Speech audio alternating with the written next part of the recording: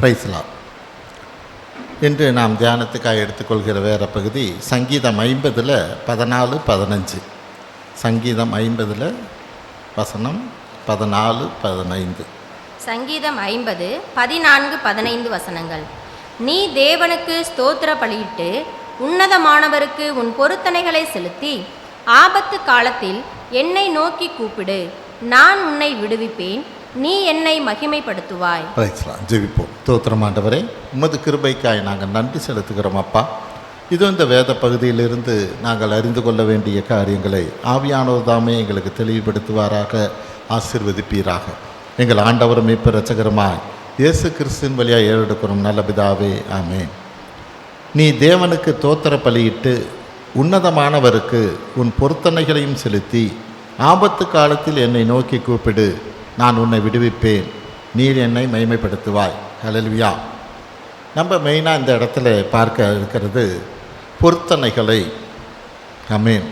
கிறிஸ்துவுக்குள்ளாக தேவன் சில நேரங்களில் சில பொருத்தனைகளை விரும்புகிறவராக இருக்கிறார். இன்னும் சொல்ல போனால் பொருத்தனை இல்லைன்னா தீர்மானங்களை எடுக்கிறதுக்கு கிறிஸ்துவுக்குள்ளான ஒரு தீர்மானங்களை நாம் எடுக்கிற போது தேவன் நம்மை நிறைவாய் ஆசீர்வதிக்கிறார். உபாகமம் 23:21 படிப்போம். உபாகமம் 23:21.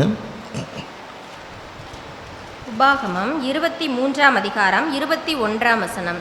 நீ உன் தேவனாகிய கர்த்தருக்கு பொருத்தனை பண்ணியிருந்தால் அதை செலுத்த தாமதம் செய்யாதே. உன் தேவனாகிய கர்த்தர் அதை நிச்சயமாய் உன் கையில் கேட்பார், அது உனக்கு பாவமாகும். ஆமென். நீ உன் தேவனாகிய கர்த்தருக்கு பொருத்தனை பண்ணியிருந்தால் அதை செலுத்த தாமதம் செய்யாதே. உன் தேவனாகிய கர்த்தர் அதை நிச்சயமாய் உன் கையில் கேட்பார், அது உனக்கு பாவமாகும். ஹல்லேலூயா.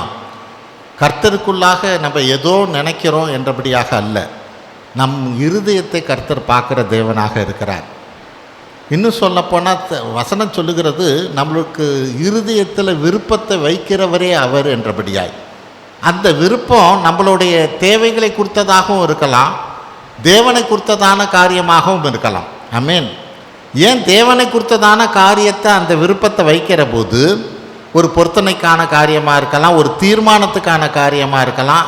நான் இப்படி தான் கிறிஸ்துவுக்குள்ளே நடப்பேங்கிற ஒரு தீர்மானத்தை கூட தேவன் நம்மளுடைய விருப்பமாக நம்ம இருதயத்தில் வைக்கலாம்.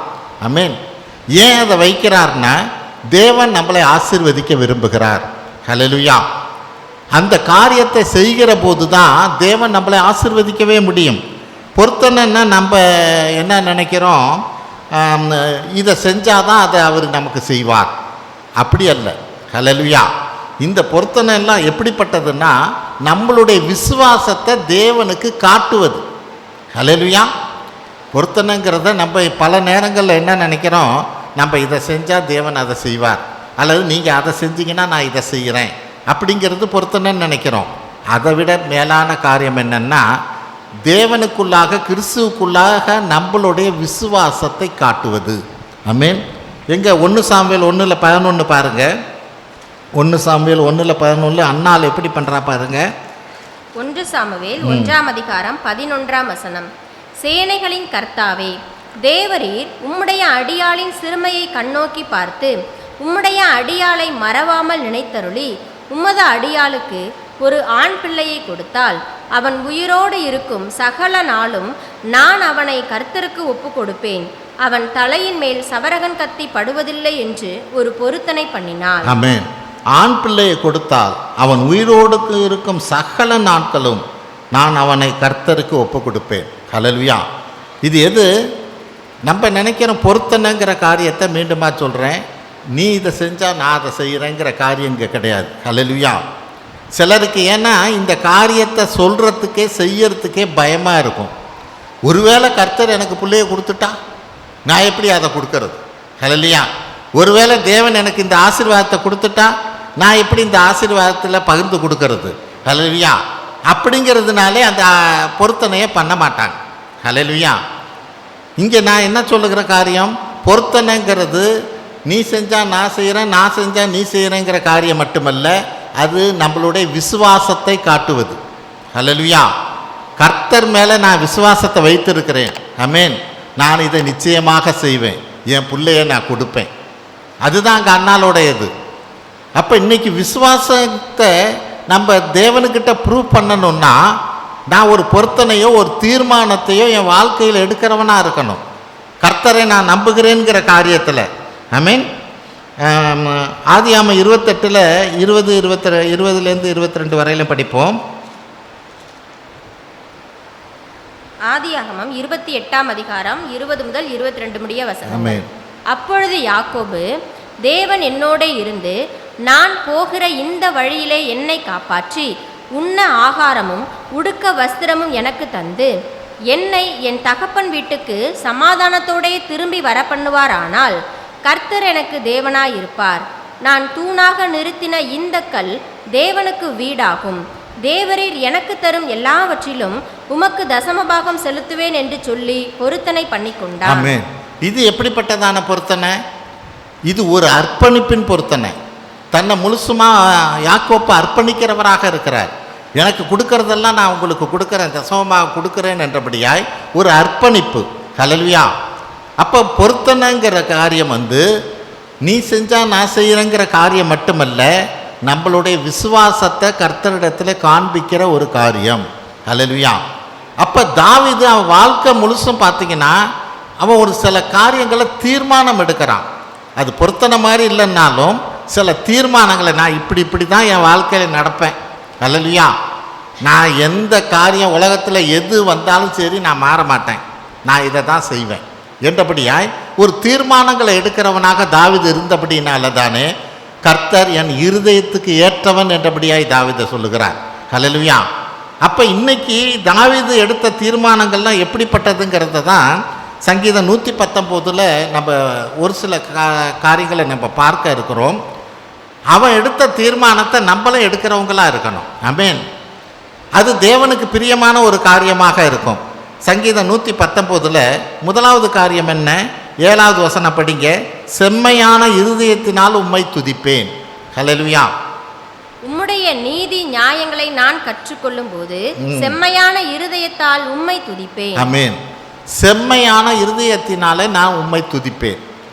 இதை நம்ம ஒரு தீர்மானமாக நம்ம வாழ்க்கையில் எடுக்கணும். எந்த உலக காரியங்களையும் நான் பார்க்க மாட்டேன். ஹல்லேலூயா.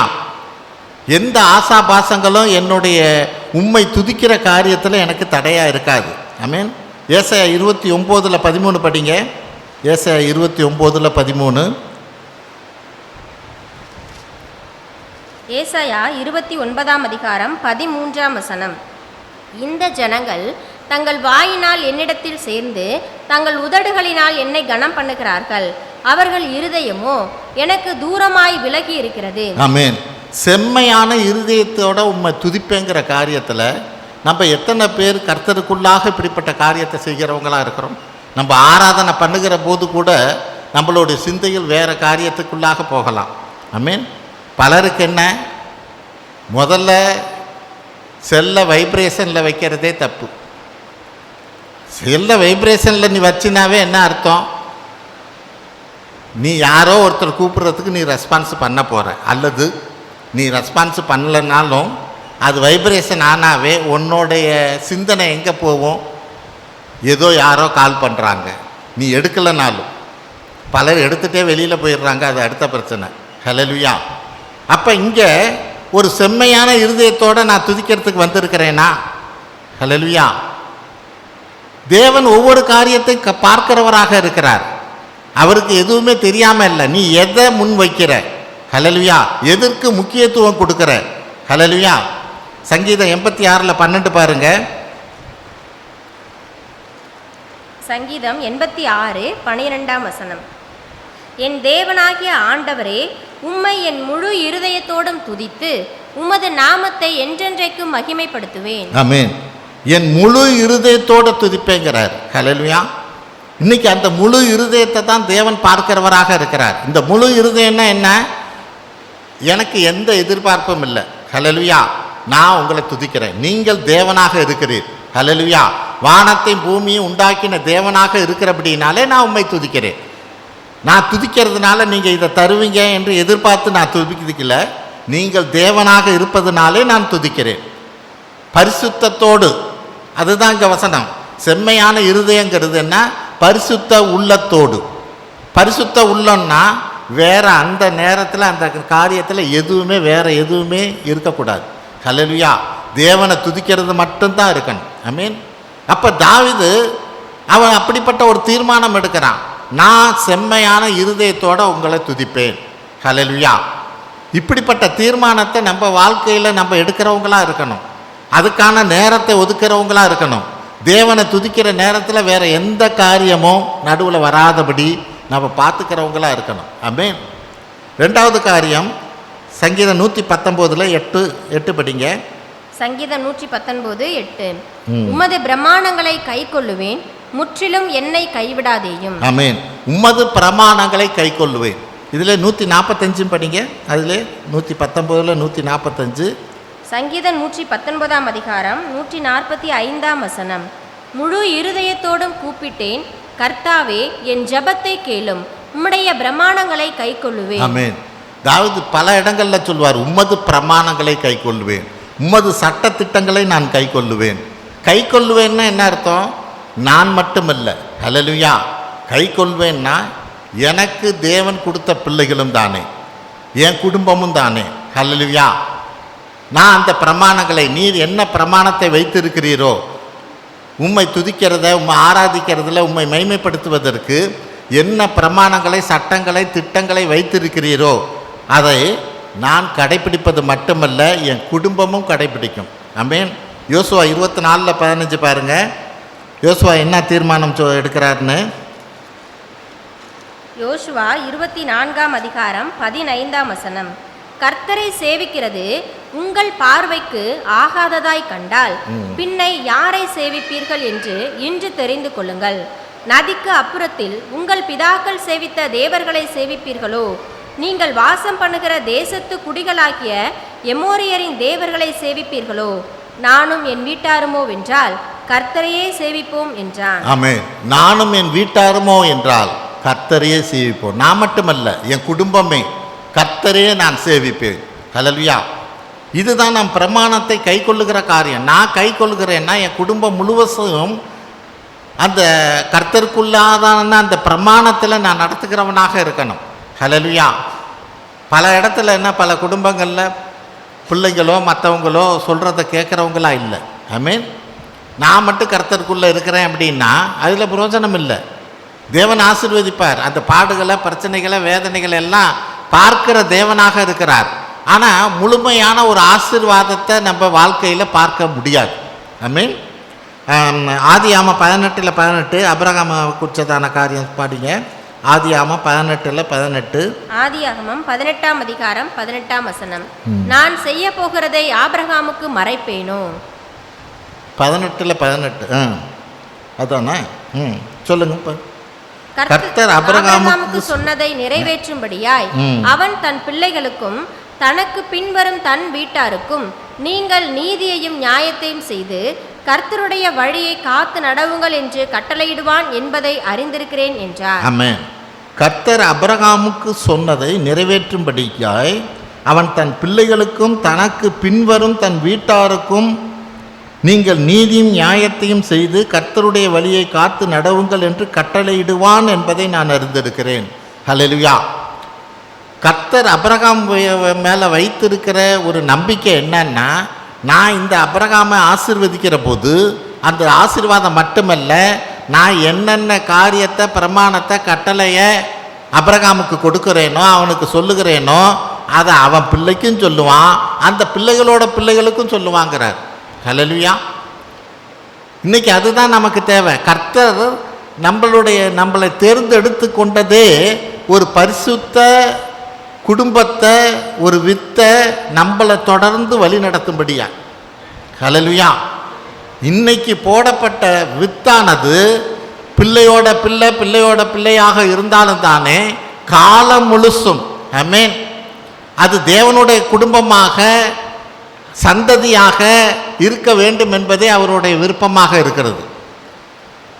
ஒரு 2ஆம் தலைமுறை, 3ஆம் தலைமுறையில் அது வழி விலகி போகும்படிக்காக இருக்கக்கூடாது. ஆமென். அப்போ நீ என்ன பண்ணணும்? நானும் என் வீட்டாருமோ என்றால் கர்த்தரையே சேவிப்போங்கிற காரியத்தில், நீ பிள்ளைகளை வழி நடத்துகிற காரியத்தில் மிக மிக கவனமாக இருக்கணும். ஆமென். நான் உமது நான் என்னுடைய தேவனுடைய பிரமாணங்களை கடைப்பிடிக்கிறத என் பிள்ளைங்க பார்க்கும். ஹல்லேலூயா. நான் எப்படி ஜெபிக்கிறேன், எப்படி வேதம் வாசிக்கிறேன், எப்படி சபை கூடி வருதில் விட்டு விடாது இருக்கிறேன், எல்லாத்தையும் என் பிள்ளை பார்க்கும். ஆமென். அப்போ அதை செய்யும். ஹல்லேலூயா. அப்போ இன்னைக்கு தாவீது அதை தான் சொல்கிறார், நான் பிரமாணங்களை நான் கை கொள்ளுவேன் என்றபடியாய். மூன்றாவது காரியம் சங்கீதம் 119 15 அந்த கடைசி வரி படிங்க. சங்கீதம் 119:15 உமது கட்டளைகளை தியானித்து உமது வழிகளை கண்ணோக்குகிறேன். உமது பிரமாணங்களில் மன மகிழ்ச்சியாய் இருக்கிறேன். உமது வசனத்தை மறவேன். கட்டளைகளை தியானிப்பேன்கிற காரியம் 15 இருக்கா? கட்டளைகளை தியானிப்பேன், உமது கட்டளைகளை தியானிப்பேன். ஹல்லேலூயா. இது மிக மிக முக்கியமானது. கர்த்தரிடத்தில் யார்? தாவீது கர்த்தரிடத்தில் சொல்லுகிற காரியம் என்னன்னா நான் செய்வேன் அப்படிங்கிறது. அப்போ அவன் என்ன சொல்கிறான்? உம்முடைய கட்டளைகளை நான் தியானிப்பேன்கிறான். இது மிக மிக முக்கியமானது. தேவனுடைய ஆசீர்வாதம் இதில் மறைஞ்சிருக்குது. ஹல்லேலூயா. சங்கீதம் 1:2 என்ன சொல்லுது பாருங்க.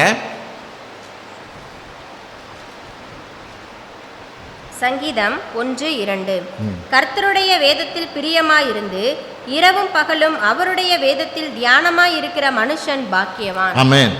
இரவும் பகலும் அவருடைய வேதத்தில் தியானமாய் இருக்கிற மனுஷன் பாக்கியவான். ஹல்லேலூயா.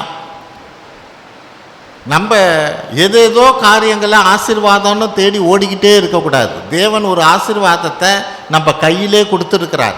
ஹல்லேலூயா. ஆசீர்வாதம் நம்மளை தேடி வரும். எப்போ? நான் இரவும் பகலும் கர்த்தருடைய வேதத்தை தியானிக்கிறவனாக இருக்கிற போது ஆசீர்வாதம் என்னை தேடி வரும். ஆமென்.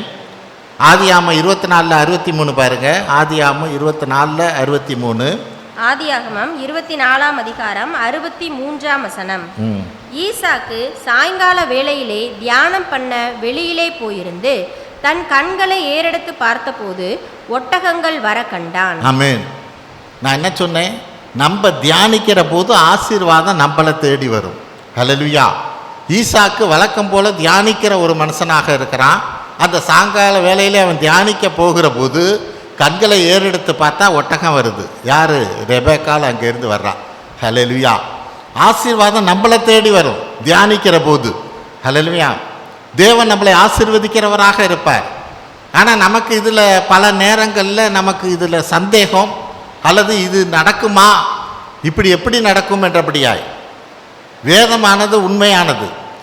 இரவும் பகலும் தியானிக்கிற போது கர்த்தர் நம்மளை ஆசீர்வதிப்பார். யோசுவா 1:8 பாருங்க. யோசுவா 1:8. யோசுவா 1:8 இந்த நியாயப்பிரமாண புஸ்தகம் உன் வாயை விட்டு பிரியாதிருப்பதாக. இதில் எழுதியிருக்கிறவைகளின் படியெல்லாம் நீ செய்ய கவனமாய் இருக்கும்படி இரவும் பகலும் அதை தியானித்து கொண்டிருப்பாயாக. அப்பொழுது நீ உன் வழியை வாய்க்க அப்பொழுது புத்திமானாயும் நடந்து கொள்ளுவாய். ஆமென். இரவும் பகலும் அதை தியானித்து கொண்டிருப்பாய். அப்பொழுது நீ உன் வழியை வாய்க்க பண்ணுவாய். ஹல்லேலூயா. அப்பொழுது புத்திமானாயும் நடந்து கொள்வாய். எப்ப? நீ இரவும் பகலும் தியானிக்கிற போது அந்த தியானிக்கிற வார்த்தையானது வசனமானது. நீ எந்த காரியத்தை குறித்து எந்த காரியத்தை நீ செய்யணும்னு நினைக்கிறியோ அந்த காரியத்தை குறித்து அங்கே வேதம் என்ன சொல்லுது? உன் வழியை வாய்க்க பண்ணுவார். ஆமென். இப்படி நட, இப்படி செய், இப்படி செய்யாத என்றபடியாய் அங்கே கர்த்தர் பேசுகிறவராக இருப்பார். ஹல்லேலூயா. அது மட்டுமல்ல, நீ புத்திமானாய் நடந்து கொள்வாய். இல்லை அப்படின்னா தேவன் கர்த்தர் நம்மளை நடத்துகிற காரியத்தை நம்ம புரிந்து கொள்ள முடியாது. நம்ம உலக பிரகாரமாக நம்ம புத்திக்கு எட்டினபடி நாம் ஒரு காரியத்தை செய்வோமானால் இது ஆசீர்வாதமாக இருக்கும் என்றபடியா அது நிச்சயம் ஆசீர்வாதமாக இருக்காது. நம்ம எல்லாத்தையும் இழந்து போகிறவங்களாக இருப்போம். ஆமென். ஆனால் இது கர்த்தர் ஒரு வார்த்தை சொல்லி இரவும் பகலும் தியானிக்கிறவங்களாக இருக்கிற போது அந்த காரியத்தை குறித்து கர்த்தர் ஒரு வார்த்தையை சொன்னார்னா பிரச்சனைகள் வரலாம், நெருக்கங்கள் வரலாம், முடிவோ ஆசீர்வாதம் தான். ஆமென். முடிவு ஆசீர்வாதம் தான். கர்த்தர் சொல்லி நம்ம நடத்தினா அவர் நிச்சயமாக நம்மளை கைவிடவே மாட்டார். ஆனால் போராட்டங்கள் உண்டு, பிரச்சனைகள் உண்டு. ஆமென். ஆனால் கர்த்தர் எனக்கு சொல்லி இருக்கிறார், ஹல்லேலூயா. தேவன் நிச்சயமாக என்னை ஆசீர்வதிப்பார், என்னை தூக்கி எடுப்பார். ஹல்லேலூயா. இதை தான் வேதம் சொல்லுகிறது. அந்த கட்டளைகளை நான் தியானிக்கிறவனாக இருக்கிற போது கர்த்தர் என்னோட பேச முடியும். 4வது காரியம் 119:15, வழியை கண்ணோக்குகிறேன். ஆமென். அப்படி தானே? சங்கீதம் 119:15 பாருங்க. உமது கட்டளைகளை தியானித்து உமது வழிகளை கண்ணோக்குகிறேன். உமது வழிகளை கண்ணோக்குகிறேன். ஹல்லேலூயா. ஆங்கிலத்தில் எப்படி போட்டிருக்குன்னா, have respect in to the ways. அப்படின்னா என்ன? Have respect to the ways அப்படின்னு வருது. And I will study your commandments and reflect on your ways. Amen. Hallelujah. இதில் ரிஃப்ளெக்ட் ஆன் யுவர் வேஸ் என்றபடியாக சொல்லுது. அப்படின்னா நம்மளுடைய வழியில், ஹல்லேலூயா, எது அவர் வழியை நீ நடத்துகிற பாதையை நீ பார்த்துக்கிட்டே இருந்தீன்னா இந்த வசனத்தின்படி ரிஃப்ளெக்ட் ஆன் யுவர் வேஸ், அவர் நடத்துகிறத நீ பார்க்க முடியும். ஆமென். இன்னொரு மொழிபெயர்ப்பு என்ன சொல்லுது? Respect in to the ways. அப்படின்னா நீ தேவன் நடத்துகிற வழியை நீ மதிக்கணும்.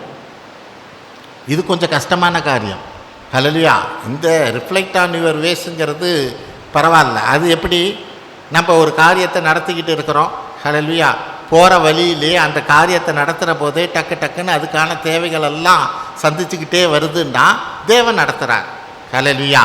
அப்படிங்கிறத நம்ம பார்க்க முடியுது. கண்ணோக்குகிறோம் என்று வேதம் சொல்லுது. ஆமென்.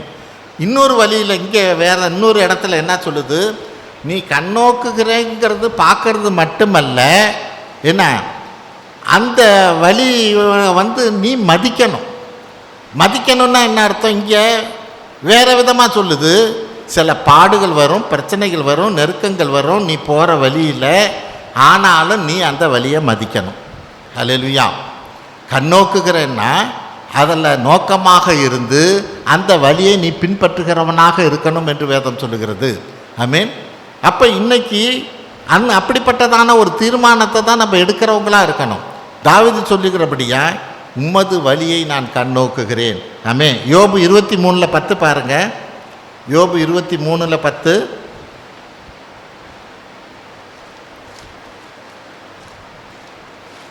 யோபு 23:10. ஆனாலும் நான் போகும் வழியை அவர் அறிவார், அவர் என்னை சோதித்த பின் நான் பொன்னாக விளங்குவேன். ஆமென். இங்கே யோபு அதுதான் சொல்கிறார். என்ன செய்கிறாருன்னு எனக்கு தெரியல. ஹல்லேலூயா. என் ஆடு போச்சு, மாடு போச்சு, பிள்ளைங்க போச்சு, அண்டாச்சி போச்சு, எனக்கு எல்லாமே போச்சு. ஆமென். மனைவி தூசிக்கிறவளாக இருக்கிறா, எல்லாமே மற்றதெல்லாம் போச்சு, என் சரீரமும் போச்சு. ஆமென். ஆனாலும் அந்த வேலையில் அவன் கர்த்தர்கிட்ட கேட்டால் ஒன்றுமே பேச மாட்டேங்கிறார். ஹல்லேலூயா. கர்த்தர்கிட்ட கேட்டால் ஏன் என் வாழ்க்கையில் இப்படியெல்லாம் நடக்குது அப்படின்னா கர்த்தர் ஒன்றும் பேசுகிற மாதிரி தெரியல. ஆனால் அவன் என்ன சொல்கிறான்?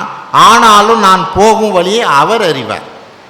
எனக்கு என் வழி தெரியல, ஆனால் நான் போகிற வழி என்னன்னு அவர் அறிவார். அவர் என்னை சோதித்த பின் நான் பொன்னாக விளங்குவேன். முடிவு என்னவாக இருக்கும்? நிச்சயமாக பொன்னாக இருக்கும். ஹல்லேலூயா.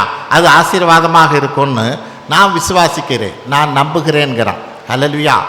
இதுதான் அவரது வழியை கண்ணோக்குகிற ஒரு காரியமாக இருக்கிறது. அவர் எப்படி நடத்துகிறாருங்கிறத நான் ஒவ்வொரு ஸ்டெப்பாக தான் பார்த்துக்கிட்டு இருக்கிறேன். அடுத்த ஸ்டெப்பை குறித்து எனக்கு காண்பிக்கல. ஆமென். இதை எங்கே பார்க்கலாம்? எபிரேயர் 11:8 அபிரகாமை குறித்து பாருங்கள். எபிரேயர் 11:8. எபிரேயர் 11:8. விசுவாசத்தினாலே ஆபிரகாம் தான் சுதந்திரமாக பெறப்போகிற இடத்திற்கு போகும்படி அழைக்கப்பட்ட போது கீழ்ப்படிந்து தான் போகும் இடம் இன்னதென்று அறியாமல் புறப்பட்டு போனான். ஆமென். அபிரகாம் அழைக்கிற போது அபிரகாம் என்ன சொல்றார்? போகிற இடம் என்ன? வெளியில் வான்னு தான் சொன்னார், எங்கே போகணும்னு சொல்லல. ஆனால் போகிற இடம் இன்னதென்று நாம் தெரியாமல் தான் போய்கிட்டு இருக்கிறேன். ஆமென். ஹல்லேலூயா. இன்னைக்கு அது எந்த அளவுக்கு நம்மளால் முடியும்? கர்த்தர்கிட்ட விசுவாசத்தில் வச்சு ஆண்டவர் என்னை அழைச்சிருக்கிறார், ஆண்டவர் இந்த காரியத்தை செய்வார் என்றபடியாய் நான் நிச்சயமாக வரப்போகிற நாட்களிலே தேவன் என்னை ஆசீர்வதிப்பார் என்றபடியாய் வரப்போகிற காரியங்களை அல்லது எங்கே போகிறோங்கிற இடத்த அறியாமல் புரியாமல் ஆனாலும் நான் காலடி எடுத்து வைப்பேன். அல்லேலூயா. என்று ஆபிரகாமை போட விசுவாசத்தில் என்னால் நடக்க முடியுமா? ஆமென். தேவன் அதை நடத்துகிறவராக இருக்கிறார். ஆபிரகாமை அப்படி நடத்துகிற போது போக இடம் என்னதென்று அறியாமல் தான் போனான். ஆனாலும் பார்த்தீங்கன்னா அங்கே இருக்கிற ராஜாக்கள் கண்களில் தய கிடைக்க செய்கிறாரு. எல்லாம் ஒரு பாதுகாப்பை கொடுக்குறாரு, குடும்பத்துக்கே பாதுகாப்பை கொடுக்குறார். வருகிற நாட்களிலே அவன் சீமானாக இருந்தான் என்று வேதம் சொல்லுகிறது. ஹல்லேலூயா. அப்போ தேவனுடைய ஆசீர்வாதம் நிச்சயமாக தேவன் அவனை அழைச்சாருங்கிறத அன்னைக்கு அவன் உறுதி பண்ணினபடினால தான் தேவன் பின்னாடி அவனை ஆசீர்வதித்து காண்பிக்கிறார். ஹல்லேலூயா. அப்போ இன்னைக்கு எனக்கு என் வழியை நான் கண்ணோக்குகிறேன் என்றபடியாய் தேவன் தான் என்னை நடத்திக்கிட்டு இருக்கிறார்.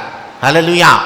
அதில் எந்த ஒரு சந்தேகமும் இல்லை என்றபடியாய் நான் அறியாது புரியாது இருக்கிற போதும் நான் கர்த்தரை நோக்கி நான் நடக்கிறவனாக இருக்கணும். கர்த்தர் சொல்லுகிற வழியில் நடக்கிறவனாக இருக்கணும். அடுத்தது, உமது பிரமாணங்களின் மன மகிழ்ச்சியாக இருப்பேன். எத்தனாவது வசனம் அது? அதில் பாருங்க. சங்கீதம் 119:16. உமது பிரமாணங்களில் மன மகிழ்ச்சியாய் இருக்கிறேன், உமது வசனத்தை மறவேன். உமது பிரமாணங்களில் மன மகிழ்ச்சியாக இருப்பேன். பிரமாணங்கள்னா என்ன? கட்டளைங்கிறது 10 கட்டளை மட்டும் இல்லை, நிறையா காரியங்கள். அதே போல் பிரமாணங்களும் அப்படி தான். ஒவ்வொரு காரியத்தையும் தேவன் இதை இப்படி செய் அப்படிங்கிறதெல்லாம் எல்லாம் பிரமாணங்கள் தான். ஆமென். அந்த பிரமாணங்களிலே நான் மன மகிழ்ச்சியாக இருப்பேன். எபிரேயர் 10:25 என்ன? எபிரேயர் 10:25 சபை கூடி வருதலை சிலர் விட்டு விடுகிறது போல நாமும் விட்டு விடாமல். போதும். சபை கூடி வருதலை சிலர் விட்டு விடுவது போல நாமும் விட்டு விடாமல். ஆமென். அப்போ இது ஒரு பிரமாணம்.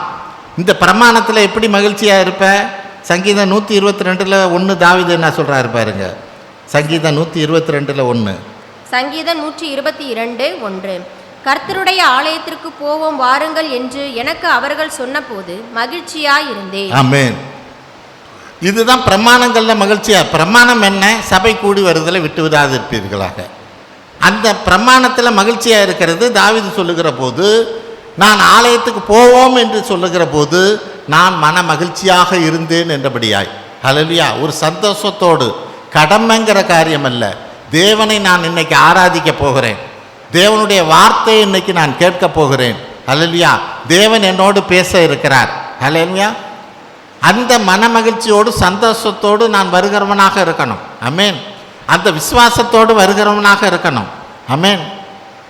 கழுதையை கொண்டு பேசுவார் அப்படிங்கிறத நான் விசுவாசிக்கிறேன். ஆமென். அப்படிங்கிற போது தேவனுடைய வார்த்தை நான் ஜெபிச்சு நான் வருகிற போது, தேவனுடைய வார்த்தைக்காக காத்திருந்து நான் ஜெபித்து வருகிற போது தேவனுடைய என்னுடைய சித்தத்துக்கு மீறி பேச மாட்டார். ஹல்லேலூயா. தேவன் எனக்கு என்ன சொல்லணும்னு நினைக்கிறாரோ அதை தான் சொல்லுவார். ஹல்லேலூயா. அதுக்கு மேலே அவர் பேச மாட்டார். இந்த விசுவாசம் எனக்கு தேவை. ஹல்லேலூயா. அந்த விசுவாசம் நமக்கு தேவை. ஆமென். அதில் நான் மனமகிழ்ச்சியாக இருக்கணும். 2 கொரிந்தியர் 9:7 உற்சாகமாய் கொடுக்கிறவரிடத்தில் தேவன் பிரியமாய் இருக்கிறார். ஹல்லேலூயா.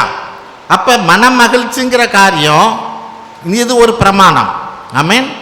இது ஒரு பிரமாணமாக இருக்கிறது. இந்த பிரமாணத்தில் நான் மன மகிழ்ச்சியாக இருக்கணும். இப்போ நான் தேவனுக்காக கொடுக்கிற போது. ஆமென். இதெல்லாம் தான் தாவீது சொல்கிறார். நான் பிரமாணங்களில் மன மகிழ்ச்சியாரு. நீங்கள் என்னென்ன கட்டளை கொடுக்குறீங்களோ, என்னென்ன சொல்கிறீங்களோ, நான் அதை செய்யறதுக்கு சந்தோஷமாக இருக்கேங்கிறான். இதுதான் சிம்பிள். ஆமென். நீங்கள் என்னென்ன கட்டளை கொடுக்குறீங்களோ, பிரமாணம் கொடுக்குறீங்களோ, அதை செய்யறதுக்கு நான் சந்தோஷமாக இருக்கிறேன். ஹல்லேலூயா. நான் அதை விசுவாசிக்கிறவனாக, அதை நம்புகிறவனாக இருக்கணும். ஆமென். நான் விசுவாசிக்கிறவனாக நம்புகிறவனாக இருந்தால் தான் மனமகிழ்ச்சிங்கிறது அடுத்தது. ஹல்லேலூயா. சந்தோஷங்கிறது அதுக்கு பின்னாடி தான் வரும். நான் முதல்ல அதை நம்பலை, அதை விசுவாசிக்கலைன்னா அங்கே சந்தோஷங்கிற காரியத்துக்கு அங்கே இடமே இல்லை. ஆமென். அவன் இந்த பிரமாணங்களில் மனமகிழ்ச்சியாக இருக்கிறேன்கிறபடியாய் நம்ம தேவனுக்கிட்டேருந்து வர்ற பிரமாணம், சட்டம், திட்டம் எதுவாக இருந்தாலும் அது தேவன்கிட்டேருந்து எனக்கு தான் வருது. ஹல்லேலூயா. யாருக்கோ வருது அல்ல, எனக்கு தான் வருது. நான் அதை கடைப்பிடிப்பதில் நான் மனமகிழ்ச்சியாக இருப்பேன், சந்தோஷமாக இருப்பேன். நான் அதை கடைப்பிடிப்பேன். ஹல்லேலூயா. என்றபடியான ஒரு தீர்மானம் இருக்கணும். 6வது காரியம், சங்கீதம் 119:16 உமது வார்த்தையை மறவேன். ஆமென். சங்கீதம் 119:16 உமது வசனத்தை மறவேன். ஆமென். ஹல்லேலூயா. உமது வசனத்தை நான் மறவேன். ஆமென். நீதிமொழிகள் 3:1 பாருங்க. நீதிமொழிகள் 3:1. நீதிமொழிகள் 3ஆம் அதிகாரம் 1ஆம் வசனம். என் மகனே, என் போதகத்தை மறவாதே, உன் இருதயம் என் கட்டளைகளை காக்க கடவது. ஆமென். என் மகனே, என் போதகத்தை மறவாது, என் வார்த்தையை நீ மறவாது. ஹல்லேலூயா. ஏன்? ஒருவேளை வரப்போகிற நாட்களில் சில பிரச்சனைகள் வரலாம், நெருக்கங்கள் வரலாம், அல்லது தேவன் உன்னை ஆசீர்வதிக்கணும்னு இருக்கலாம். அப்போ நீ இன்னைக்கு என்ன போதகம் உனக்கு கிடைச்சதோ, வார்த்தை கிடைச்சதோ, அதை மறக்காம நீ அதை தியானிக்கிற போது, அதை மனசுக்குள்ளே வச்சு அதன்படி நடக்கிற போது தான் தேவன் உன்னை ஆசீர்வதிக்கவே முடியும். அப்போ நான் மறக்காமல் இருக்கணும். யாக்கோப்பு 1:23-24 படிங்க. யாக்கோப்பு 1:23-24. யாக்கோபு 1ஆம் அதிகாரம் 23-24 வசனங்கள். எண்ணத்தினால் எனில் ஒருவன் திருவசனத்தை கேட்டும் அதின்படி செய்யாதவனானால் கண்ணாடியிலே தன் சுபாவ முகத்தை பார்க்கிற மனுஷனுக்கு ஒப்பாயிருப்பான். அவன் தன்னைத்தானே பார்த்து அவ்விடம் விட்டு போன உடனே தன் சாயல் இன்னதென்பதை மறந்து விடுவான். ஆமென். எதுக்கு சொல்றாரு? ஒரு வார்த்தை கிடைச்ச பிறகு நீ அதை மறந்து போகிறவனா இருந்தா நீ எப்படிப்பட்டவனா இருப்ப? உன் கண்ணாடியில் உன் முகத்தை பார்த்து உன் உருவத்தை பார்க்குற, அந்த பக்கம் போனோன்னே எப்படி மறந்துடுறியோ அது மாதிரி என்னுடைய வார்த்தை உன்கிட்ட வருகிற போது அப்போ தான் கேட்குறவனா இருப்ப. ஆனால் அந்த பக்கம் போனோடனே நீ மறந்து போவேங்கிறார். ஹல்லேலூயா. சரி, மறக்காமல் இருக்கிறதுக்கு என்ன பண்ணணும்? ஒரு வார்த்தை எனக்கு வருது, அந்த வார்த்தையை நான் மறக்காமல் இருக்கிறதுக்கு என்ன பண்ணணும்? அதை 25ஆவது வசனத்தில் ஒரு சஜஷன் சொல்கிறாரு பாருங்க. ஆமென். யாக்கோபு 1ஆம் அதிகாரம் 25ஆம் வசனம். சுயாதீன பிரம்மாணமாகிய பூரண பிரம்மாணத்தை உற்று பார்த்து அதிலே நிலைத்திருக்கிறவனே கேட்கிறதை மறக்கிறவனாயிராமல் அதற்கேற்ற கிரியை செய்கிறவனாயிருந்து தன் செய்கைகளில் பாக்கியவானாயிருப்பான். சுயாதீன பிரமாணமாகிய பூர்ண பிரமாணத்தை உற்று பார்த்து. சுயாதீன பிரமாணம்னாக்க நமக்கு ஏதோ ஒரு மாதிரி இருக்கு அந்த வார்த்தை. அது என்ன சொல்லுது? Perfect law of liberty. என்ன சொல்லுது? Perfect law of liberty. அப்படின்னா என்ன அர்த்தம்? ஒரு வார்த்தை உனக்கு வருது, உனக்கு விடுதலை தருகிற வார்த்தை வருதுங்குது. ஹல்லேலூயா. சுயாதீன பிரமாணம்னா என்ன? இப்படி தான் நடக்கும். இந்த வார்த்தைக்குப்படி நீ நடந்தின்னா உனக்கு ஒரு விடுதலை கிடைக்குங்கிற ஒரு பிரமாணம். ஆமென். அந்த சுயாதீன பிரமாணமாகிய பூர்ண பிரமாணத்தை நீ என்ன பண்ணணும்? இந்த வார்த்தை வந்த உடனே உற்று கவனிக்கணும். என்னுடைய பிரச்சனைக்கு, என்னுடைய காரியத்துக்கு இது ஒரு விடுதலை தருகிற வசனமாக இருக்குது, வார்த்தையாக இருக்குங்கிறத நீ உற்று கவனிச்சினா, ஒத்து கேட்டின்னா அது உனக்குள்ளே இருக்கும், மறந்து போகாது. நீ அதுபடி செய்கிறவனாக இருக்கணுங்கிற. அப்படி செய்கிறவனாக இருந்தால் நீ பாக்கியவானாக இருப்ப, என்னுடைய ஆசீர்வாதம் உனக்குள்ளே வருங்கிற. ஹல்லேலூயா. அப்போ என்ன காரியம்? நான் கேட்குற வார்த்தையை நான் மறக்காமல் இருக்கணும். கேட்குற வார்த்தையை மறக்காமல் இருக்கணும்னா நான் என்னுடைய காரியத்திற்கு, என்னுடைய நெருக்கத்துக்கு, என்னுடைய பிரச்சனைக்கு இன்னைக்கு ஒரு வார்த்தையை தேவன் என்னோடு பேசியிருக்கிறாருங்கிறத நீ என்ன பண்ணணும்? உன் உள்ளத்தில் பூர்ணமாக விசுவாசித்து நம்பி அதை ஏற்றுக்கொண்டாதான் அது மறக்காமல் இருக்கும். அது மட்டும் இல்லை, அது ஒருவேளை இந்த காரியத்தை செய்யன்னு சொன்னுச்சுன்னா அந்த காரியத்தை செய்கிறவனாக இருந்து தன் செய்கையில் பாக்கியவானாக இருப்பான். ஹல்லேலூயா. நான் கேட்கறது மட்டும் இல்லை, ஆமென், என் இருதயத்தில் வச்சுக்கிறது மட்டும் இல்லை, நான் அதை செய்கிற போது தான் நான் அந்த ஆசீர்வாதத்தை, பாக்கியங்கிற ஆசீர்வாதத்தை தேவனுக்கிட்டேருந்து பெற்றுக்கொள்ள முடியும் என்று வார்த்தை சொல்லுகிறது. ஆமென். அப்போ தாவீது என்ன சொல்கிறார்? நான் உமது வார்த்தையை, வசனத்தை நான் மறக்க மாட்டேன் என்றபடியா.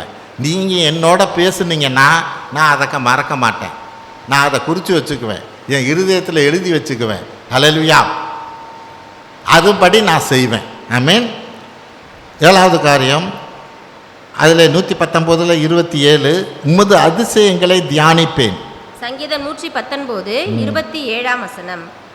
உமது கட்டளைகளின் வழியை எனக்கு உணர்த்தியருளும், அப்பொழுது உமது அதிசயங்களை தியானிப்பேன். ஆமென். உமது அதிசயங்களை தியானிப்பேன். நம்ம தேவன் நம்மளுடைய வாழ்க்கையில் இவ்வளோ நாள் நடந்து வந்த பாதையில் என்னென்ன அதிசயத்தை பண்ணார், அற்புதத்தை பண்ணாருங்கிறத ஒரு நாளும் மறந்து போகக்கூடாது. நான் முன்னைய வாழ்க்கை எப்படி இருந்தது, எவ்வளோ கஷ்டத்தில் இருந்தேன், பிரச்சனையில் இருந்தேன், ஆமென், இன்னைக்கு எப்படி தேவன் என்னை ஆசீர்வதிச்சிருக்கிறார், இந்த காரியத்தை நம்ம பிள்ளைகளோடு பகிர்ந்து கொள்கிறவங்களாக இருக்கணும். இது மிக மிக முக்கியமானது. ஹல்லேலூயா. நம்மளுடைய சந்ததி தெரியணும், இந்த நாளில் இப்படி தேவன் எங்களெல்லாம் வழி நடத்தி வந்தார் அப்படிங்கிறத நான் தியானிக்கிறவனாக அப்பப்போ நான் நினச்சி பார்க்குறவனாக இருந்தால் தான் நான் பிள்ளைகளோடு பகிர்ந்து கொள்ள முடியும். அவர்களும் நாளைக்கு கர்த்தருக்குள்ள விசுவாசத்தில் வளர முடியும். ஆமென். யாத்திராகமம் 13:12 பாருங்கள். யாத்திராகமம் 13:12. யாத்திராகமம் 13ஆம் அதிகாரம் 12ஆம் வசனம். கர்ப்பம் திறந்து பிறக்கும் அனைத்தையும், உனக்கு இருக்கும் மிருக ஜீவன்களின் தலையீற்று அனைத்தையும் கர்த்தருக்கு ஒப்பு கொடுப்பாயாக. அவைகளில் உள்ள ஆண்கள் கர்த்தருடையவைகள். 14. பிற்காலத்தில் உன் குமாரன் இது என்ன என்று உன்னை கேட்டால், நீ அவனை நோக்கி, கர்த்தர் எங்களை பலத்த கையினால் அடிமைத்தன வீடாகிய எகிப்திலிருந்து புறப்பட பண்ணினார். 15 எங்களை விடாதபடிக்கு பார்வோன் கடினப்பட்டிருக்கும் போது கர்த்தர் எகிப்து தேசத்தில் மனிதரின் தலைப்பிள்ளைகள் முதல் மிருக ஜீவன்களின் தலையீற்றுகள் வரைக்கும் உண்டாயிருந்த முதற் பேறுகள் யாவையும் கொன்று போட்டார். ஆகையால் கர்ப்பம் திறந்து பிறக்கும் ஆண்களை எல்லாம் நான் கர்த்தருக்கு பலியிட்டு என் பிள்ளைகளில் முதற்பேறு அனைத்தையும் மீட்டுக் கொள்கிறேன். ஆமென். அப்போ இங்கே இதை மறக்காமல் இருக்கணும். நம்ம தியானிக்கிறவங்களா இருக்கிறோம். ஆமென். அதை நான் தியானிக்கிறவனாக இருந்தால் தான் நான் மறக்காமல் இருப்பேன். மறக்காமல் இருந்தால் தான் அதை கடைப்பிடிக்கிறவனாக இருப்பேன். அதுக்கு கர்த்தர் இங்கே ஒரு காரியத்தை அவங்களுக்குள்ளே வைக்கிறார். எகிப்திலேருந்து இஸ்ரேல் மக்களை வழி நடத்துகிற போது எகிப்தில் இருக்கிற தலைச்சம்பிள்ளையெல்லாம் கொன்று உங்களை எல்லாம் தானே நான் பத்திரமா மீட்டுக்கிட்டு வந்தேன். இதை நீ மறக்காமல் இருக்கணும்னா உனக்கு பிறக்கிற தலைச்சம்பிள்ளையெல்லாம் நீ என்ன எனக்கு தான் சொந்தம், ஆனால் நீ மீட்டு கொள்ளலாம். எப்படி? வசதி இருக்கிறவன் ஒரு ஆட்டுக்குட்டி கண்ணுக்குட்டி கொடுத்தோ, வசதி இல்லாதவன் 2 புறா குஞ்சை கொடுத்தோ நீ மீட்டு கொள்ளலாம். பின்னாலைக்கு உன் பிள்ளைங்க கேட்கலாம், இதெல்லாம் ஏன் நடத்துறீங்க, ஏன் ஒரு காளையை பலியிடுறீங்க, ஏன் புறா குஞ்சை கொடுக்குறீங்கன்னு கேட்டால் நீ அன்னைக்கு சொல்லணும் எப்படி உங்களை வழி நடந்து. ஏன்னா 2ஆம் தலைமுறை 3ஆம் தலைமுறை 4ஆம் தலைமுறைன்னு வருகிற போது இந்த காரியங்கள்லாம் நான் செஞ்ச அற்புதம் அதிசயங்கள்லாம் நீங்கள் மறந்து போவீங்க. ஹல்லேலூயா. உன் பிள்ளைகளோட பிள்ளைகளெல்லாம் அதை நம்பாது, அது ஏதோ கதைன்னு நினச்சிக்கும். அப்போ இப்படிப்பட்ட காரியத்தை செய்கிற போது தான் அது அவங்க மறக்காமல் இருப்பாங்க. நான் செஞ்ச அதிசயத்தை ஒரு நாளும் மறந்துடக்கூடாது. உன் சந்ததி மட்டும் இல்லை, சந்ததியோட சந்ததியும் மறந்துடக்கூடாது. ஆமென். அப்போ இந்த காரியம் அவசியம். அதே போல் தான் யோசுவாவில் 4:6-7 வசனங்களை படிப்போம். யோசுவா 4:6-7 வசனங்கள். யோசுவா 4ஆம் அதிகாரம் 6-7 வசனங்கள். நாளை இந்த கற்கள் ஏதென்று உங்கள் பிள்ளைகள் உங்களை கேட்கும்போது நீங்கள் கர்த்தருடைய உடன்படிக்கை பெட்டிக்கு முன்பாக யோர்தானின் தண்ணீர் பிரிந்து போனதினால் அவைகள் வைக்கப்பட்டிருக்கிறது. யோர்தானை கடந்து போகிற போது யோர்தானின் தண்ணீர் பிரிந்து போயிற்று. ஆகையால் இந்த கற்கள் இஸ்ரவேல் புத்திரருக்கு என்றைக்கும் நினைப்பூட்டும் அடையாளம் என்று சொல்லுங்கள் என்றான். ஆமென். இஸ்ரவேல் புத்திரருக்கு என்றைக்கும் நினைப்பூட்டுகிற காரியமாக இருக்கணும். எது? யோர்தான் கரை புரண்டு போகிறது. இவங்க இந்த யோர்தான் நதியை தாண்டி போகணும். அப்போ அங்கே ஆசாரியர் காலடி எடுத்து வைக்கிற போது யோர்தான் 2ஆ பிரியுது. இங்கே காரியம் என்ன தெரியுமா? கர்த்தர் என்ன பண்ணுறாரு, 12 கல்லை நதி நடுவுலையும் வைக்கணுமா, கரையிலையும் 12 வைக்கணுமா. ஏன்? நதி கரை புரண்டு போகையில் பிள்ளைங்களுக்கெல்லாம் தெரியாது, கல் ஏன்னா மூடி இருக்கும், கர்த்தர் என்ன பண்ணாருங்கிறது தெரியாது. அப்போ கரையில் இருக்கிற கல்லை பார்க்கணும். நம்ம இங்கே ஏன் 12 கல்லுக்கு இங்கே வச்சுருக்காங்க அப்படின்னு கேட்கணும். ஆமென். நதி வற்றி போகிற போது அதுக்குள்ளே இருக்கிற 12 கல்லை பார்க்கணும். அப்போ அன்னைக்கு பிரிஞ்ச நேரத்தில் வச்ச கல் இந்த 12ன்னு உங்கள் பிள்ளைங்களுக்கு சொல்லணும். ஹல்லேலூயா.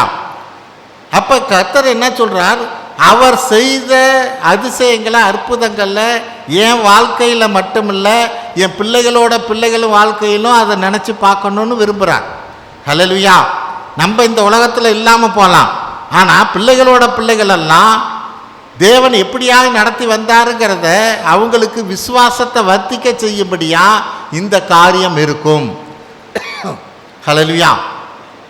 அப்போ நீ இதெல்லாம் சொல்ல வேண்டும் என்றபடியாய் என்னுடைய அதிசயங்களை நீ தியானிக்கிறவனாக இருந்து இதை மற்றவங்களுக்கு சொல்கிறவங்களாக இருக்கணுங்கிறார். ஆமென். அடுத்த காரியம், 8வது காரியம் 119:32. சங்கீதம் 119:32. நீர் என் இருதயத்தை விசாலமாக்கும் போது நான் உமது கற்பனைகளின் வழியாக ஓடுவேன். நான் உமது கற்பனைகளின் வழியாக ஓடுவேன். ஹல்லேலூயா. அந்த இது எப்படிப்பட்டது? இந்த கற்பனையின் வழி எப்படிப்பட்டதுன்னா, நீ இந்த பக்கமும் போகக்கூடாது, அந்த பக்கமும் போகக்கூடாது, அந்த ட்ராக்குள்ளே ஓடணும். ஹல்லேலூயா. கற்பனையின் வழியாக ஓடுவேன்னா அந்த ட்ராக்கில் ஓடுறவனாக இருக்கணும். அதுதான் பவுல் சொல்கிறார். 1 கொரிந்தியர் 9:24-25 பாருங்க. 1 கொரிந்தியர் 9:24-25. 1 கொரிந்தியர் 9:24-25. பந்தய சாலையில் ஓடுகிறவர்கள் எல்லாரும் ஓடுவார்கள், ஆகிலும் ஒருவனே பந்தயத்தை பெறுவான் என்று அறியீர்களா? நீங்கள் பெற்றுக்கொள்ளத்தக்கதாக ஓடுங்கள். பந்தயத்திற்கு போராடுகிற யாவரும் எல்லாவற்றிலேயும் இச்சையடக்கமாய் இருப்பார்கள். அவர்கள் அழிவுள்ள கிரீடத்தை பெறும்படிக்கு அப்படி செய்கிறார்கள், நாமோ அழிவில்லாத கிரீடத்தை பெறும்படிக்கு அப்படி செய்கிறோம். பந்தயத்திற்கு போராடுகிற யாவரும் எல்லாவற்றிலும் இச்சையடக்கமாய் இருப்பார்கள், அவர்கள் அழிவுள்ள கிரீடத்தை பெறும்படி அப்படி செய்கிறார்கள், நாமோ அழிவில்லாத கிரீடத்தை பெறும்படி அப்படி செய்கிறோம். ஹல்லேலூயா. அங்கே வசனம் என்ன சொல்லுது? ஓடுகிறவர்கள் எல்லாரும் ஓடுவார்கள், ஆகிலும் ஒருவனே பந்தயத்தை பெறுவான்னா ஒருத்த மட்டும்னு நீங்கள் நினச்சிக்காதீங்க. அந்த ஒருத்தங்கிறது ரட்சிக்கப்பட்டவர்கள். ஆமென். அந்த ரட்சிக்கப்பட்டவர் கர்த்தருக்குள்ளே இருக்கிறவங்க என்ன பண்ணணும்?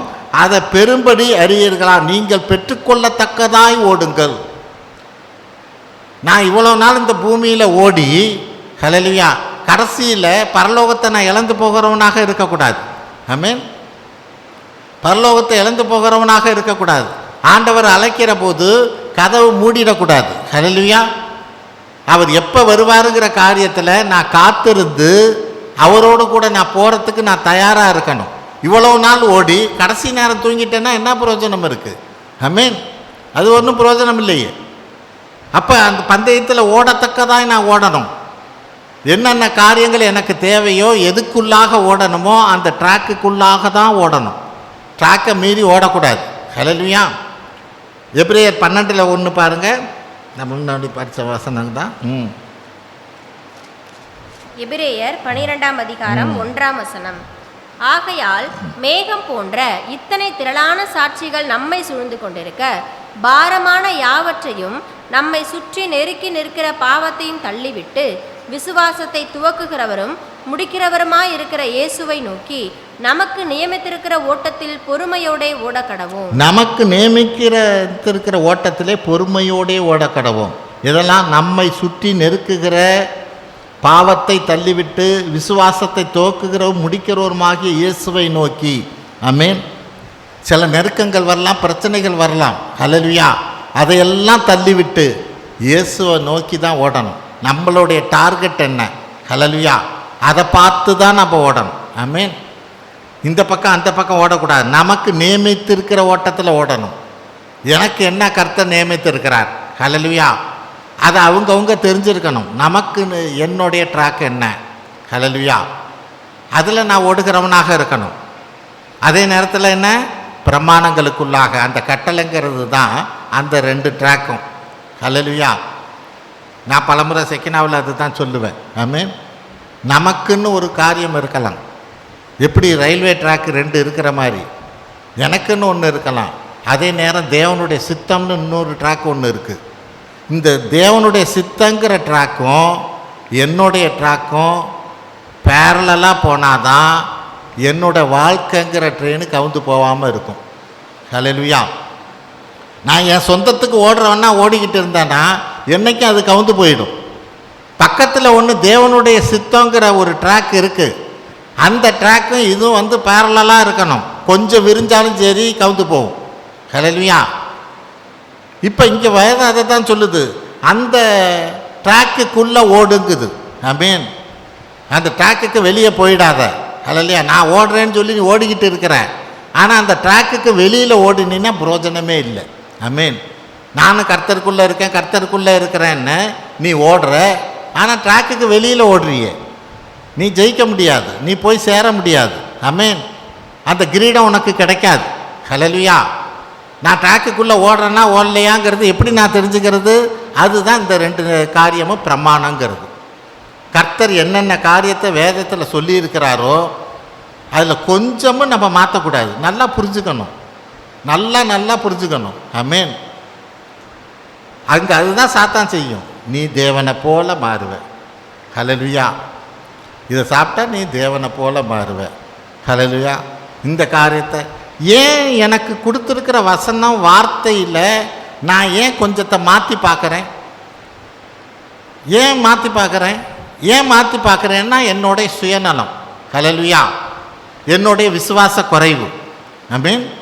என்னுடைய விசுவாச குறைவு, என்னுடைய சுயம் அங்கே இருக்குமானா நான் கொஞ்சம் இதை மாற்றிக்குவோமேன்னு நான் நினைப்பேன். ஹல்லேலூயா. இது ஒன்றும் பெருசாக தேவன் நினைக்க மாட்டார். நமக்கு உடனே எதுவும் நடக்காது, ஏன்னா நான் கிருபையின் யுகத்தில் இருக்கிறோம். ஹல்லேலூயா. நீதிமான் 7 முறை விழுந்தாலும் எழுந்திருப்பான்னு கர்த்தர் காத்துக்கிட்டு இருக்கிறார். விழுந்தா எந்திரிப்பான்னு. ஹல்லேலூயா. ஏன்னா ஒரு ஃபைனல் டே வச்சிருக்கிறார். ஹல்லேலூயா. அன்னைக்கு தான் அதெல்லாம் விசாரிப்பார். ஆமென். ஏன்னா அதை தான் கர்த்தர் சொல்கிறது. நல்லா புரிஞ்சுக்குவோம்.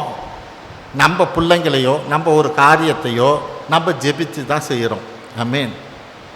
ஜெபிச்சு செஞ்சாலும் சில போராட்டங்கள் இருக்குது. சில பிள்ளைங்க நம்மளை சொல்கிற பேச்சை கேட்க மாட்டேங்குது. ஏன் அப்படின்னா இது உங்களோட குற்றம் அல்ல, நம்மளுடைய குற்றம் அல்ல. ஹல்லேலூயா. வேதம் அங்கே ஆண்டவர் அந்த ஓமையில் சொல்கிறார், விதைக்கிற ஓமையில் அவன் விதைச்சிட்றான், ஆனால் தானியம் முளைக்குது. முளைக்கிறப்ப பார்த்தாக்க அந்த இதுவும் சேர்ந்து முளைக்குது. என்ன சொல்கிறது? களையும் சேர்ந்து முளைக்குது. நீங்கள் அந்த ஓமையை எடுத்து படித்து பார்த்தீங்கன்னா அந்த விவசாயி செஞ்சதில் எந்த தப்பும் இல்லை. அவன் சரியாக தான் எல்லாம் செய்கிறான், சரியாக தான் அந்த விதையும் விதைக்கிறான். ஆமென். ஆனால் சாத்தானோ கொண்டு அந்த இடத்துல அந்த களையை விதைக்கிறான் என்று வேதம் சொல்லுகிறது. ஏன் சாத்தான் விதைச்சாங்கிறதுக்கு அங்கே ஒன்றுமே இல்லை. அவனோட வேலை அதுதான். ஹல்லேலூயா. அப்போ என் பக்கம் ஒன்றும் தப்பே கிடையாது. ஆமென். சில காரியங்கள் நம்மளை மீறி நடக்கிற காரியங்கள் நடக்கத்தான் செய்கிறது. ஹல்லேலூயா. அப்போ நான் என்ன தான் பண்ணணும்? கர்த்தர்கிட்ட தான் ஜெபிக்கணும். ஹல்லேலூயா. ஒன்றுமே பண்ண முடியாது. சில காரியங்களை நான் வாழ்க்கையில் நம்ம பார்க்குற காரியத்தை நான் சொல்கிறேன், அந்த ஓமையில் அப்படி தான் இருக்குது. ஹல்லேலூயா. கடைசி வரையிலும் விட்டுடுங்கிறார். அப்படின்னா என்ன அர்த்தம்? நீ அதை பற்றி கவலைப்படாத. ஹல்லேலூயா. ஒரு ஸ்டேஜுக்கு மேலே போச்சுன்னா நீ அதை பற்றி கவலைப்படாத, நான் கடைசி நாளில் பார்த்துக்கிறேங்கிறார். ஹல்லேலூயா. இது நமக்கு கொஞ்சம் கஷ்டமாக தான் இருக்குது, ஆனால் வேதம் அதை தான் சொல்லுது. ஆமென். ஏன்னா அதனால் நீ கஷ்டப்பட்டுக்கிட்டு உனக்கும் தேவனுக்கும் இருக்கிற உறவு குறைஞ்சி போகும்படியாக இருந்து விடாத. ஆமென். இது எந்த அளவுக்கு நான் சொல்லுகிற காரியம் புரியுதோ அது சரியோ அப்படிங்கிறத நான் இது பண்ணல, ஆனால் ஓமை அப்படி தான் இருக்குது. ஹல்லேலூயா. சில காரியங்களை நான் வாழ்க்கையில் பார்க்குறதும் தானே, சிலதை ஒன்றுமே மாற்றவே முடியல. ஹல்லேலூயா. தோத்திரம் தான் பண்ண முடியும். ஆமென். நான் அதுக்குள்ளே போய் மூழ்கி போகாதபடி என்னை காப்பாற்றிக்க தான் முடியும். அதை தான் செய்ய முடியும், வேறு ஒன்றுமே செய்ய முடியாது. ஹல்லேலூயா. அப்போ நம்ம இதை எனக்கு அந்த ட்ராக்கில் ஓடணுங்கிறத காரியத்தை பார்க்குறேன். அந்த ட்ராக்கை விட்டு நம்ம நவரக்கூடாது. நம்மளோட காரியம் அதுதான். நம்ம அந்த சில நேரங்களில் பிரமாணங்களில் கொஞ்சம் மாற்றிக்குவோம். இப்படி இருந்தால் என்ன, அப்படி இருந்தால் சாத்தான் எப்போதுமே நம்ம குழப்புகிறது தான் அதோட வேலையே. ஹல்லேலூயா. அதை உள்ளார்ந்தமாக யோசித்து பார்த்தீங்கன்னா அதான் 2 காரியம். ஒன்று நம்மளுடைய சுயநலம் அதுக்கு அடியில் இருக்கும், அல்லது நம்மளுடைய விசுவாச குறைவு அடியில் இருக்கும். 2ல் 1 இருக்கும் அங்கே. ஆமென். இது 2ல் 1 இருந்தால் அது தேவன் பேசுகிற காரியமே இல்லை. தேவன் என்ன பேசினாரோ என்ன வார்த்தை சொல்லி இருக்குதோ அதுலேருந்து கொஞ்சமும் நம்ம பெறலாமல் நடக்க வேண்டியதுதான். ஹல்லேலூயா. அதுதான் நம்மளுடைய வேலை. ட்ராக்கை விட்டு மாறவே கூடாது, ட்ராக்கை விட்டு வெளியில் போகக்கூடாது. ஹல்லேலூயா. அப்போ தாவீது சொன்னால் உங்கள் கற்பனையின் வழியில் தான் நான் ஓடுவேன். ஆமென். ஏன்னா எபிரேயர் 12:1 நம்ம என்ன படித்தோம்? அவங்க சுற்றி நெருக்கிற பாவத்தையும் தள்ளிவிட்டு விசுவாசத்தை துவக்கிறோம் முடிக்கிறோம் ஆகிய இயேசுவை நோக்கி. ஆமென். நம்மளுடைய டார்கெட் அதுதான், அவரை நோக்கி ஓடணும், ட்ராக் மாறாமல் ஓடணும். 9வது காரியம், முடிவு பரியந்தம் நான் அதை காத்துக்கொள்வேன். சங்கீதம் 119:33 படிங்க. சங்கீதம் 119:33 கர்த்தாவே, உமது பிரமாணங்களின் வழியை எனக்கு போதியும், முடிவு பரியந்தம் நான் அதை காத்துக்கொள்வேன். ஆமென். உமது பிரமாணங்களின் வழியை எனக்கு போதியும். பிரமாணத்தை போதிக்கிறார், அவர் சொல்கிறார், அதை கேட்டு நான் என்ன பண்ணணும்? முடிவு பரியந்தம் நான் அதை காத்துக்கொள்வேன். அந்த காரியத்தை விட்டு நான் வெளியே வரமாட்டேன், அதை விசுவாசிக்கிறேன், நான் நம்புகிறேங்கிறத கர்த்தருக்கு நான் காண்பிக்கிறவனாக இருக்கணும். மத்தேயு 10:22 படிங்க.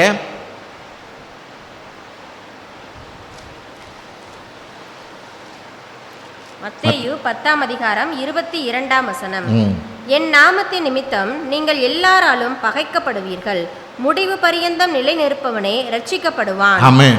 என் நாமத்து நிமித்தம் நீங்கள் எல்லாராலும் பகைக்கப்படுவீர்கள், முடிவு பரியந்தம் நிலைத்திருப்பவனே ரட்சிக்கப்படுவான். பகைக்கப்படுகிற காரியங்கிறது நமக்கு எதிர்ப்புங்கிறது எல்லாராலையும் வரும். ஆனால் நான் நிலைச்சிருக்கிறது தான் எனக்கு முக்கியமானது. ஆமென்.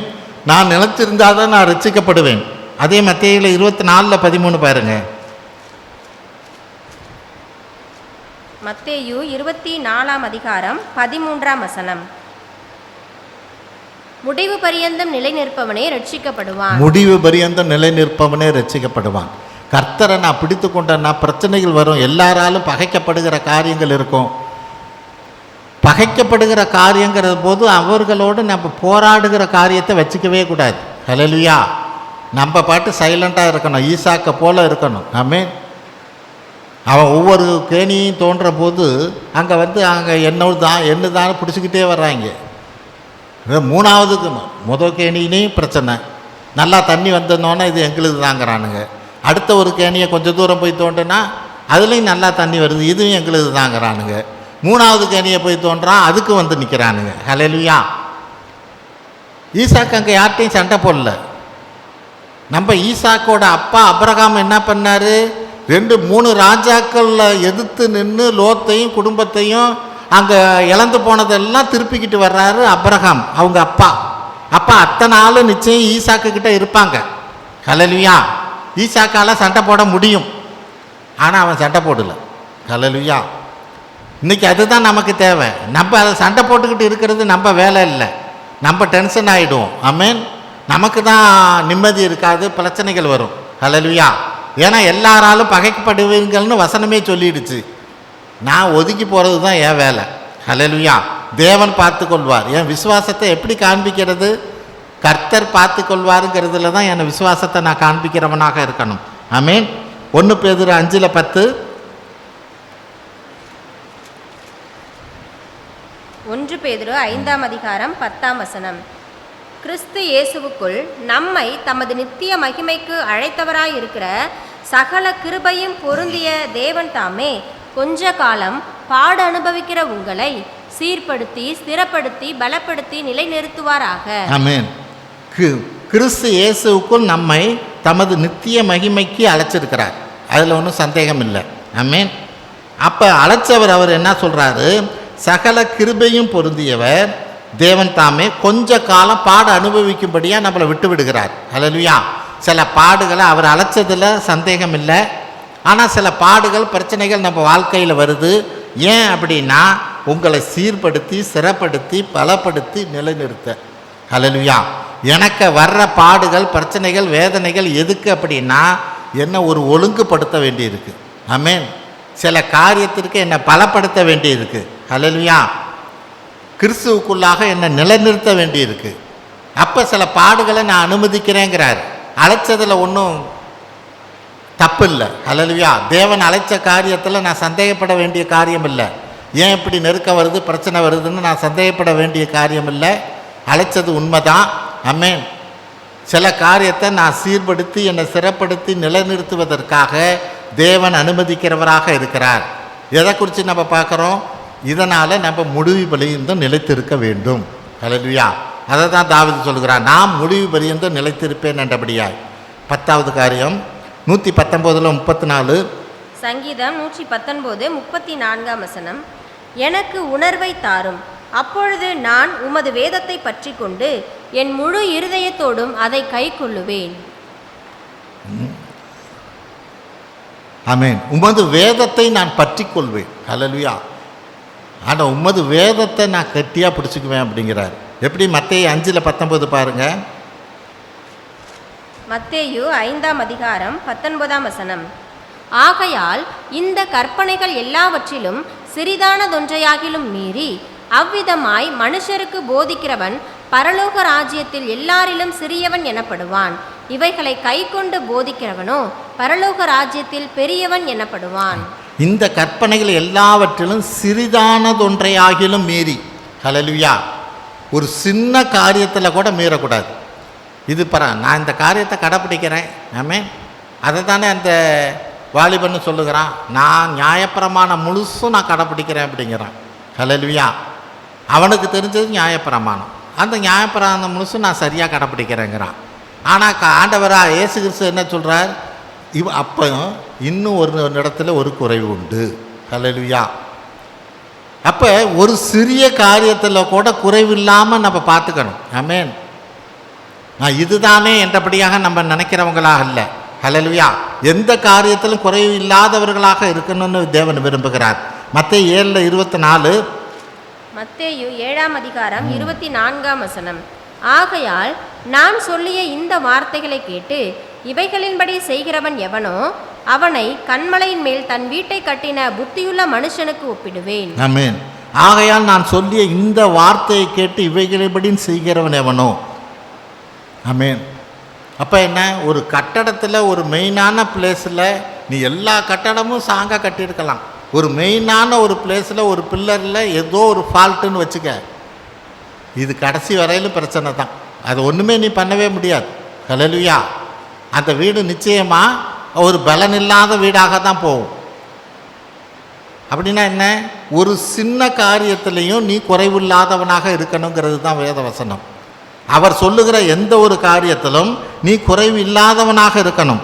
யாக்கோப்பு 2:8-9 படிப்போம். யாக்கோப்பு 2:8-9. யாக்கோபு 2:8-9. உன்னிடத்தில் நீ அன்பு கூறுகிறது போல பிறனிடத்திலும் அன்பு கூறுவாயாக என்று வேத வாக்கியம் சொல்லுகிற ராஜரீக பிரமாணத்தை நீங்கள் நிறைவேற்றினால் நன்மை செய்வீர்கள். பட்சபாதம் உள்ளவர்களாய் இருப்பீர்களானால் பாவம் செய்து மீறுகிறவர்கள் என்று நியாய பிரமாணத்தால் தீர்க்கப்படுவீர்கள். ஆமென். எதை குறித்து பார்க்குறோம்? கொஞ்சம் மீறினாலும். அப்போ இங்கே ராஜரீக பிரமாணம்னு ஒரு பிரமாணம். என்ன பிரமாணம்? நீ ஏன்னா உன்னிடத்தில் நீ அன்பு கூறுவது போல பிறரிடத்திலும் அன்பு கூறுவாயாக அப்படிங்கிறது தான் ராஜரீக பிரமாணங்கிறது. இருக்கிறதுலே முதன்மையான ஒரு பிரமாணம். இந்த பிரமாணத்தில் நீ பச்சபாதம் உள்ளவனாக இருப்பாயானால், அப்படின்னா என்ன? பச்சபாதம்னா என்ன? இங்கிட்டும் அங்கிட்டும். ஹல்லேலூயா. கொஞ்சம் இப்படி கொஞ்சம் அப்படி. ஹல்லேலூயா. அந்த சிறிதளவு அப்படி இருப்பாயானால் நீ பாவம் செய்தவனாக இருப்பாய், மீறினவள் என்று நியாயப்பிரமாணத்தினால் தீர்க்கப்படுவாய். ஹல்லேலூயா. அப்போ காரியம் என்ன? நான் உமது வேதத்தை பற்றி கொள்ளுகிறேனுங்கிற காரியத்தில் கொஞ்சமும் நான் மீறாதவனாக இருக்கணும், கொஞ்சமும் நான் குறைபடாதவனாக இருக்கணும். அப்போ தான் தேவனுடைய முழுமையான ஆசீர்வாதத்தை நான் பெற்றுக்கொள்ள முடியும் என்று வேதம் சொல்லுகிறது. அப்போ தாவீது இந்த நாளில் அவனுடைய தீர்மானம் என்ன? முதல் காரியம், செம்மையான இருதயத்தோடு துதிப்பேன், நான் பரிசுத்த உள்ளத்தோட தேவனை துதிப்பேன். ரெண்டாவது, உமது பிரமாணங்களை கை கொள்ளுவேன், நீங்கள் என்ன சொல்கிறீங்களோ சட்டத்திட்டமோ அதை நான் கை கொள்வேன்.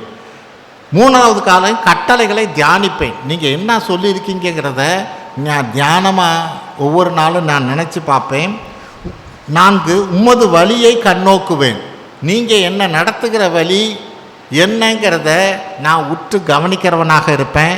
அது ஒருவேளை எனக்கு தெரியாததாக இருந்தாலும் நீங்கள் என்ன நடத்துறீங்கிற காரியத்தை நீங்கள் நடத்துகிற போது இது தேவன் தான் நடத்துகிறாருங்கிறத நான் கண்ணோக்குவேன்ங்கிறார். அடுத்தது உமது பிரமாணங்களின் மன மகிழ்ச்சியாக இருப்பேன். நீங்கள் என்ன சொல்கிறீங்களோ சட்டத்திட்டமோ பிரமாணமோ அதை கடைப்பிடிக்கிறதுக்கு நான் சந்தோஷமாக இருப்பேன். 6வது காரியம், உமது வார்த்தையை மறவேன். நீங்கள் சொன்ன காரியத்தை நான் மறந்து போக மாட்டேன். ஆமென். அதை மறக்காமல் நான் கடைப்பிடிக்கிறவனாக இருப்பேன். அடுத்தது, உமது அதிசயங்களை தியானிப்பேன். இந்நாள் வரையிலும் நீங்கள் எப்படி என்னை நடத்தி வந்தீங்க அப்படிங்கிற காரியத்தை நான் என்ன பண்ணுவேன், அந்த அதிசயங்களை தியானிக்கிறவனாக இருப்பேன். என் பிள்ளைங்களுக்கும் நான் சொல்லுகிறவனாக இருப்பேன். 8வது காரியம், உமது கற்பனையின் வழியிலே ஓடுவேன். நீங்கள் சட்டத்திட்டம் ஒரு சட்டம் மட்டுமல்ல, 2 பக்கமும், இந்த பக்கமும் நான் வெளியில் போயிடக்கூடாது கோர்ட்டுக்கு, அந்த பக்கமும் வெளியில் போயிடக்கூடாது. அப்படின்னா நீங்கள் என்ன சட்டம் சொல்கிறீங்களோ, என்ன திட்டம் வைத்திருக்கிறீங்களோ, என்ன சொன்னீங்களோ அதை விட நான் அதிகப்படியாகவும் செஞ்சிடக்கூடாது, அதைப்படி குறைவாகவும் செஞ்சிடக்கூடாது. அல்லேலூயா. கர்த்தருக்கு தானே என்றபடியாய் சவுல் ஆடு மாடெல்லாம் கொளுத்ததெல்லாம் வச்சுருந்தான். அது என்னமோ கர்த்தருக்கு நல்லது செய்கிற மாதிரி. அவர் சொன்ன பிரமாணத்தை நீ கடைப்பிடிக்கணும். எல்லாத்தையும் நீ கொல்லிட்டு போடணுன்னாக்கா நீ என்ன எனக்குன்னு நான் வச்சுருக்கிறேன் அப்படின்னு சொன்னால் நான் அதுக்கு ஆசைப்படுவேன்னா? மலைகளில் மேடுகளில் மேயிற எல்லா ஆடு மாடு என்னுடையதுங்கிறார். நான் உன்னிடத்துல கேட்பேனாங்கிறார். ஹல்லேலூயா. அப்போ நீ பிரமாணத்துக்கு வெளியில் அதிகப்படியாகவும் ஓடிடக்கூடாது, பிரமாணத்துக்கு குறைவாகவும் ஓடிடக்கூடாது. ஹல்லேலூயா. இதில் மிக மிக கவனமாக இருக்கணும். ஆமென். 9வது காரியம், உமது கற்பனையை முடிவு பரியந்தம் காத்துக்கொள்வேன். ஹல்லேலூயா. நான் ஒரு நாளும் கைவிட மாட்டேன். எவ்வளோ பிரச்சனைகள், நெருக்கங்கள், வேதனைகள் வந்தாலும் முடிவு பரியந்தும் நான் அதை காத்து நடப்பேன்.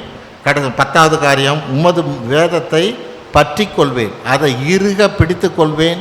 கொஞ்சம் கூட அதில் குறைவுபடும்படிக்காக விட்டுவிடும்படிக்காக நான் நடக்க மாட்டேன் என்றபடியாக தாவீது ஒரு தீர்மானம் பண்ணுகிறவராக இருக்கிறார்.